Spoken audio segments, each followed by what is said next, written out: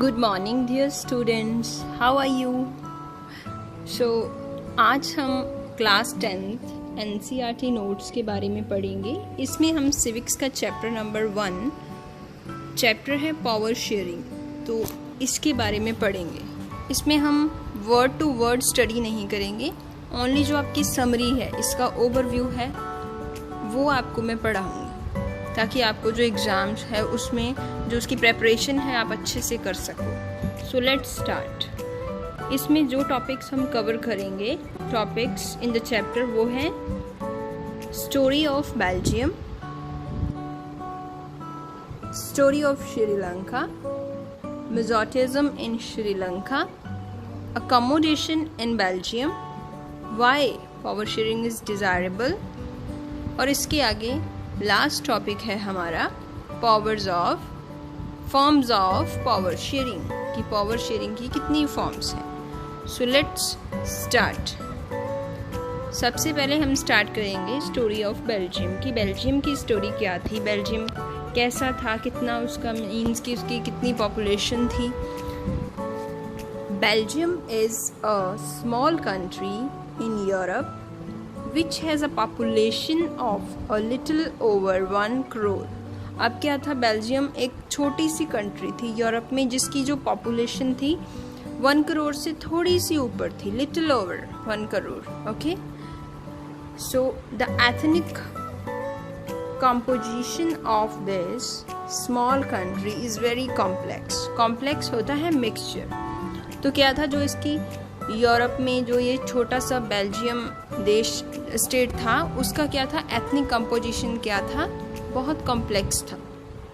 उसके साथ ही out of the total population of the country 59% lives in the Flemish region and speaks Dutch language. Another 40% people live in the Wallonia region, speak French.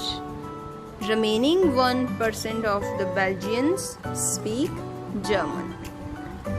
तो इसमें क्या है कि जो पूरी पॉपुलेशन है कंट्री की, उसमें से जो 59% है वो कहाँ पे लिव करते हैं, फ्लेमिश रीजन में, और वो क्या बोलते हैं, डच लैंग्वेज स्पीक करते हैं।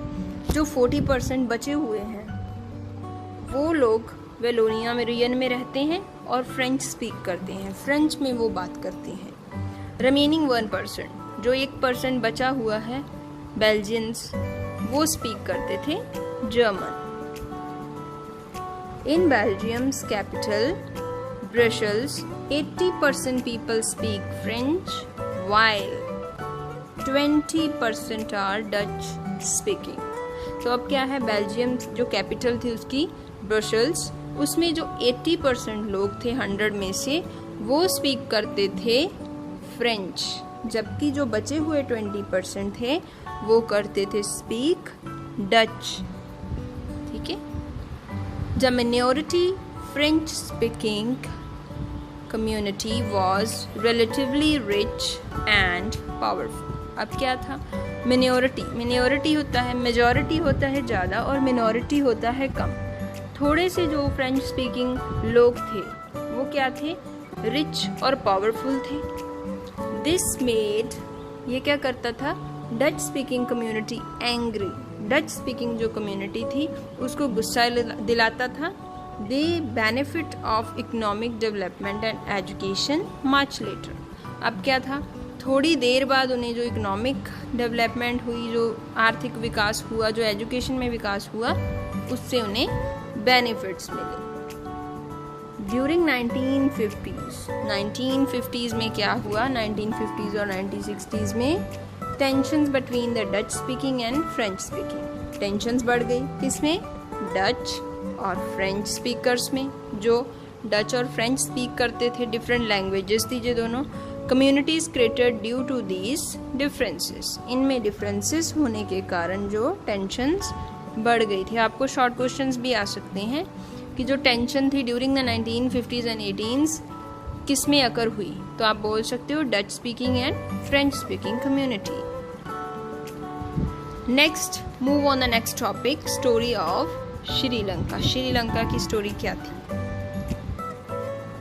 Sri Lanka is an island nation south of India having diverse population of about 2 crore people। अब क्या था?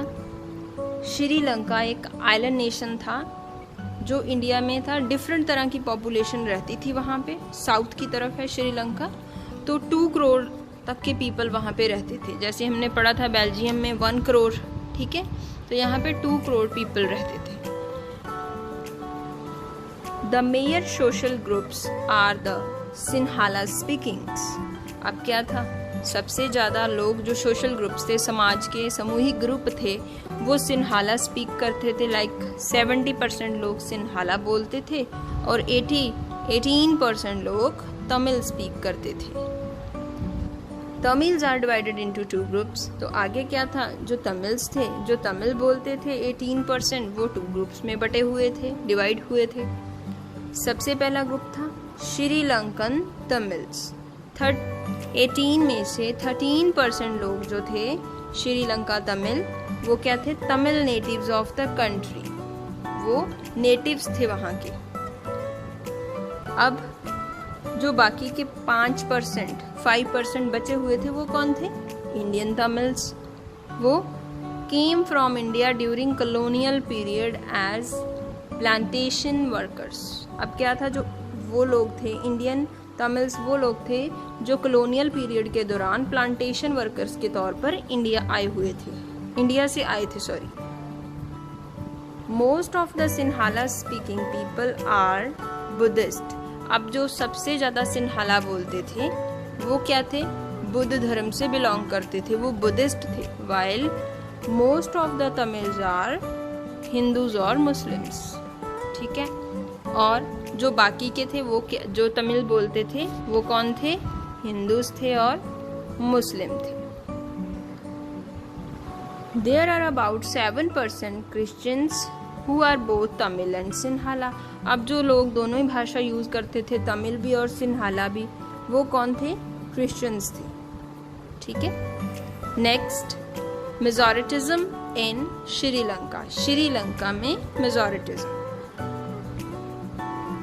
The democratically elected government adopted a series of majoritarian policy measures to establish Sinhala supremacy। अब सिन्हाला को establish करने के लिए, उसको सुप्रीमेसी देने के लिए एक डेमोक्रेटिक तौर पर गवर्नमेंट इलेक्ट की गई थी, जिसने सीरीज ऑफ मेजॉरिटियन पॉलिसी, जो मेजर्स थे, नए तरीके थे मेजर करने के, उन्हें अडॉप्ट किया हुआ था। These are, ये कौन से मेजर थे? Sinhala as the only official language. जो सिन्हाला थी वो ओनली ऑफिशियल लैंग्वेज होगी। The governments followed preferential policies that favoured Sinhala applicants for university positions and government jobs.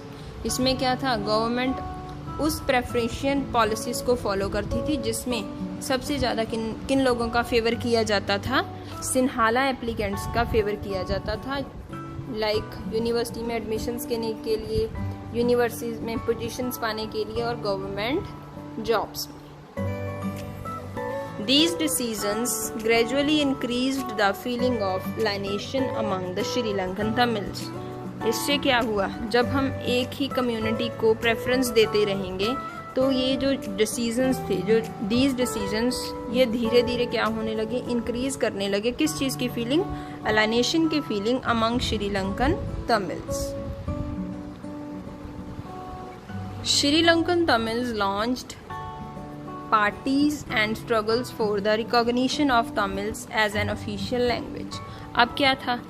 अब जो श्रीलंकन तमिल्स थे उन्होंने पार्टीज लॉन्च की, बहुत सारे संघर्ष किए, स्ट्रगल्स मीन्स संघर्ष किए, ताकि जो तमिल है उसको ऑफिशियल लैंग्वेज बनाया जा सके। For regional autonomy and equality of opportunity in securing education and jobs. अब क्या था? वो इसके साथ ही चाहते थे कि उन्हें रीजनल ऑटोनॉमी मिले, उन्हें इक्वालिटी मिले, समानता मिले, और उन्हें एक तरह के अपॉर्चुनिटीज़ मिलने चाहिए। उनके लिए ये अपॉर्चुनिटीज़ सुरक्षित करनी चाहिए ताकि उन्हें एजुकेशन भी अच्छी मिल सके और जॉब्स भी अच्छी मिल सके। By 1980s, several political organizations were formed demanding an independent Tamil. अब क्या था 1980s में several political organization, बहुत सारी जो political organization थी वो formed की गई। किस चीज़ की डिमांड के लिए डिमांड करते थे वो? इंडिपेंडेंट तमिल इलाम, मतलब कि उनका जो तमिल है वो इलामीन स्टेट, ठीक है, वो इंडिपेंडेंट स्टेट बनाने की डिमांड करते थे in northern and eastern parts of Sri Lanka. Next, it soon turned into civil war. धीरे धीरे किसमें चेंज हो गया? सिविल वॉर में। तो इसने वॉर को क्रिएट किया, ये कंडीशंस थी वॉर को क्रिएट करने की, ठीक है। Next, accommodation in Belgium. Belgium में अकोमोडेशन कैसी थी? बिटवीन 1970s एंड 1993, 1970 और 1993 में बेल्जियंस constitution amended 4 times to work out an arrangement that would make everyone to live together। अब क्या था? कॉन्स्टिट्यूशन ने 4 times to work out, 4 times means उन्होंने अरेंजमेंट, ऐसा अरेंजमेंट किया वर्कआउट करने का ताकि जो हर एक बंदा जो है, हर एक व्यक्ति टू लिव टुगेदर, इकट्ठा वहाँ पे रह सके। The elements of the Belgian model, जो बेल्जियन मॉडल तैयार किया गया था उसके जो एलिमेंट्स होता है तत्व, ठीक है, जो उसके तत्व तैयार किए गए थे, तत्व पंजाबी में बोलते हैं तत्व, एलिमेंट्स, ठीक है, तत्व थे उस मॉडल के। वो क्या थे? सबसे पहला, constitution prescribes that the number of Dutch and French speaking ministers shall be equal in the central government। अब क्या था? डच और फ्रेंच बोलने वाले जो मिनिस्टर्स थे उन्हें इक्वल रखना चाहिए सेंट्रल गवर्नमेंट में। Many powers of the central government have been given to state governments of the 2 regions of the country। अब बहुत सारी ऐसी पावर्स थी जो सेंट्रल गवर्नमेंट के पास थी, वो क्या थी? किसको देनी चाहिए? स्टेट गवर्नमेंट को देनी चाहिए। Of the 2 regions of the country, 2 regions के लिए, मतलब जो सेंट्रल गवर्नमेंट के पास शक्तियां हैं, जो पावर्स हैं, वो स्टेट एलिमेंट्स को देनी चाहिए 2 भागों में बांटकर। Brussels has a separate government, Brussels जो है वो सेपरेट गवर्नमेंट होनी चाहिए in which both the communities have equal representation. जो ब्रुसेल्स है उसकी अपनी अलग सरकार होनी चाहिए जिसमें दोनों communities have equal representation. Next, there is also provision of community government elected by people. यहाँ पे और क्या प्रोविज़न थी? प्रोविज़न मीन्स होता है संधि। यहाँ पे और प्रोविज़न थी कि कम्युनिटी गवर्नमेंट जो है वही इलेक्ट की जानी चाहिए, किसके द्वारा? लोगों के द्वारा। बिलोंगिंग टू 1 लैंग्वेज कम्युनिटी, एक ही लैंग्वेज को बिलोंग करते हों, जो कम्युनिटी एक ही लैंग्वेज को फॉलो करती हो, not both, which has the power regarding cultural, educational and language related issues. जिसमें क्या होने चाहिए? जो पावर है किसके रिगार्डिंग? किसके? अबाउट। रिगार्डिंग का मीनिंग होता है अबाउट। कल्चरल सभ्याचारक, एजुकेशनल मीन्स शिक्षा के लिए, और लैंग्वेज भाषा के रिलेटेड इश्यूज। नेक्स्ट हम पढ़ेंगे why power sharing is desirable. जो पावर शेयरिंग है वो डिज़ायरेबल क्यों है?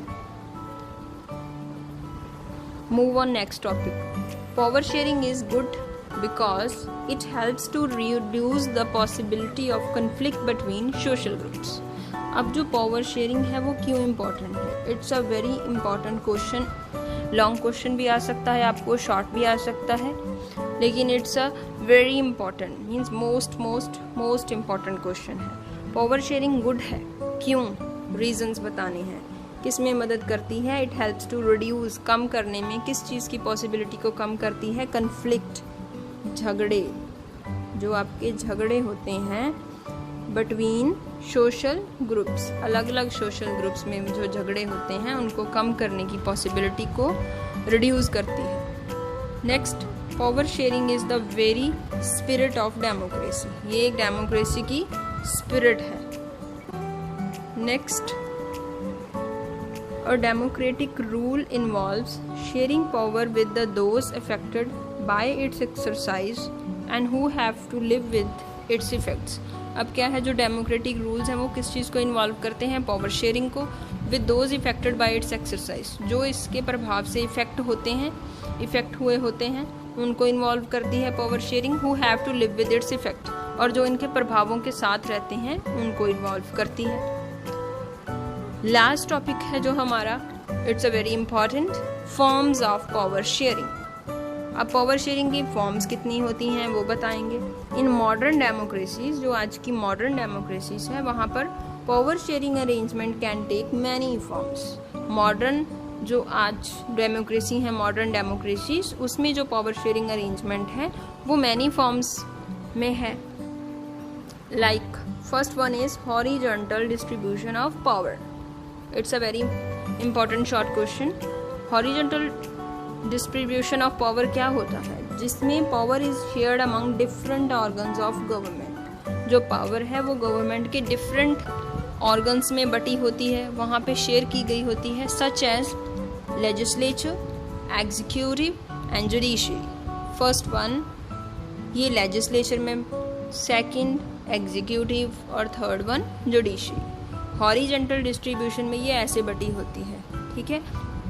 जैसे आप एग्जाम्पल इंडिया, जैसे लेजिस्लेचर है, नंबर 1 पे लेजिस्लेचर आता है, नंबर 2 पे एग्जीक्यूटिव आता है, नंबर 3 पे जुडिशरी आता है। आप इसे ऐसे भी लर्न कर सकते हैं। Next one is federal government means vertical distribution of power. ये आपको ध्यान रखना है। First one is horizontal distribution of power and second one is vertical distribution of power.